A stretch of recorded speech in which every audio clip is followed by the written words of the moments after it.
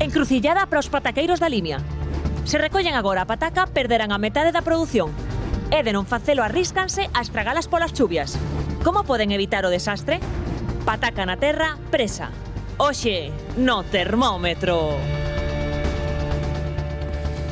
11:39 minutos da mañá, seguimos aquí en directo no termómetro. Pois sí, efectivamente, os produtores de pataca da Limia pois teñen nestas últimas horas un dilema pois do demo. Pensen vostedes na casa que farían, porque están agora mesmo ante unha encrucillada que os ten a moitos deles, habían antes a Milucho, sen dormir nestes últimos días. Recoller agora a pataca a risco de vendela a un prezo moito menor ou agardar, pero que a choiva lles estrague toda a colleita. O certo é que levan varios anos onde teñen pois cada final de verán un novo drama.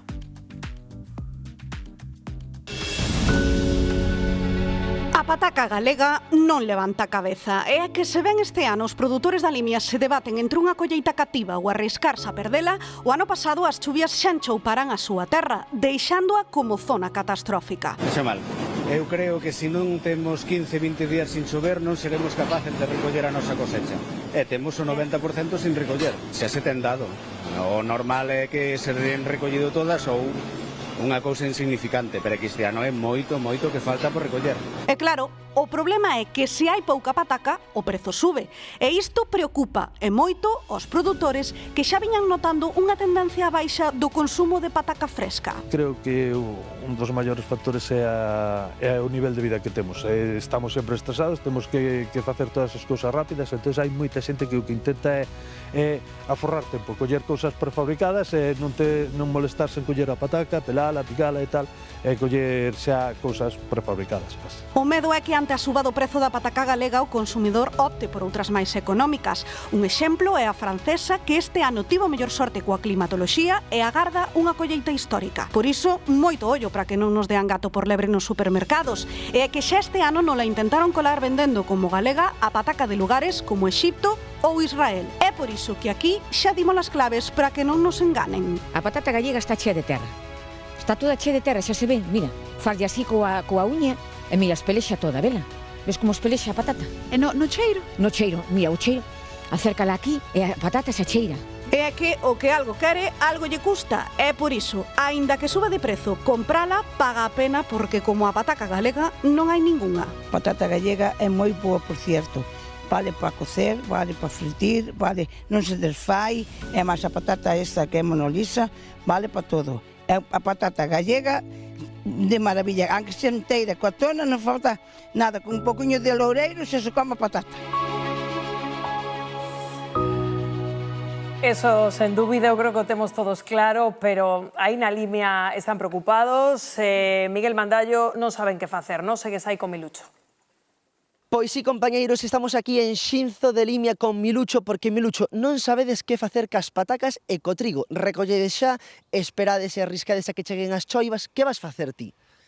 Complicado, de todas formas esperaremos algo, porque a patata foi sembrada moi tarde nesta zona, despois veulle moito calor que non deixou crecer o que é a patata, e agora estamos ca patata en pleno crecimiento, entonces pois temos que esperar algo, non nos queda outra. Claro, que lle pasa a pataca con tanto calor?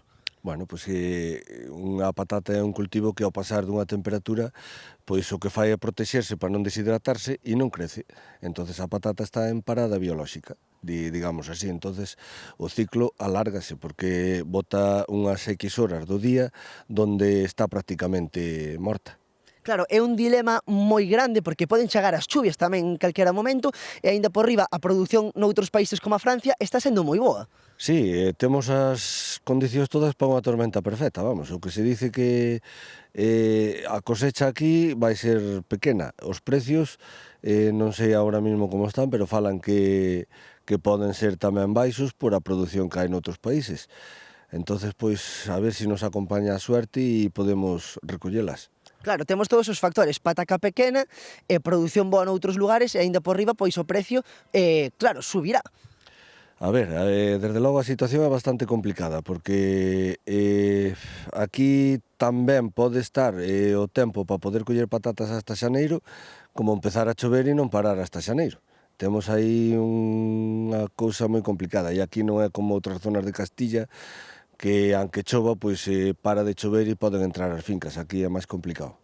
Como está a situación co trigo? Porque está moito peor que a pataca, non? Sí, o trigo foi moito peor, porque o trigo de inverno dañouse moito coas chuvias, que choveu moito na primavera.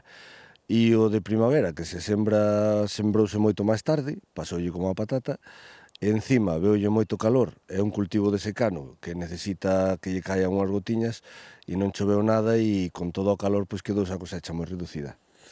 Xa vedes, compañeiros, como está a situación aquí en Xinzo de Limia. Esperemos que, bueno, polo menos podan apañar as patacas e salven a tempada.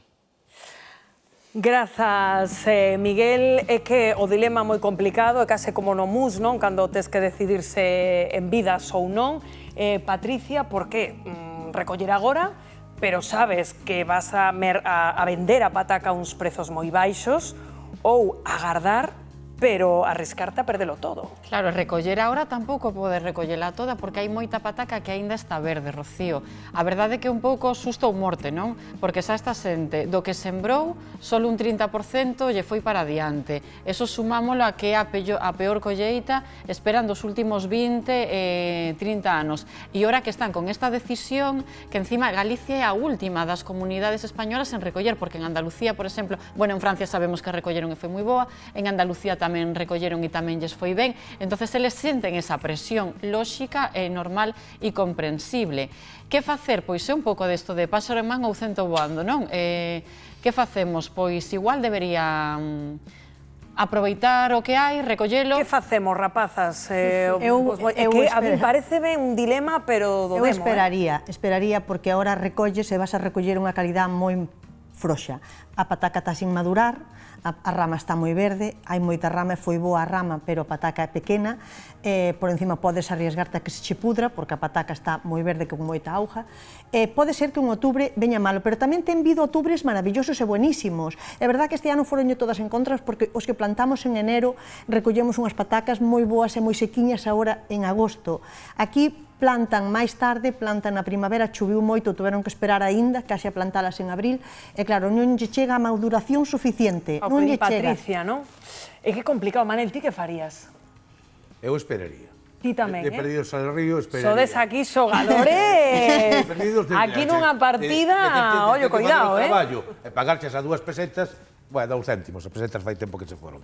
Non, pero penso como a ti, ainda un pouco. Exactamente, pero tamén hai unha cousa, cando salga a pataca gallega, o que temos que mirar moito cando mercamos nos supermercados, mirar o orixen da pataca. Bueno, non onde están basada, a orixen da pataca é moi importante pagala un pouquiño máis, pero consumir a nosa. Eso sí que o teño moi claro. Claro, é que deches aí no clavo, perdona, Patricia, porque, claro, eu entendo, Patri, que si ti traballas en Xinzo, tes agora este dilema, estás lendo na prensa que os franceses folles fenomenal, é o teu principal competidor?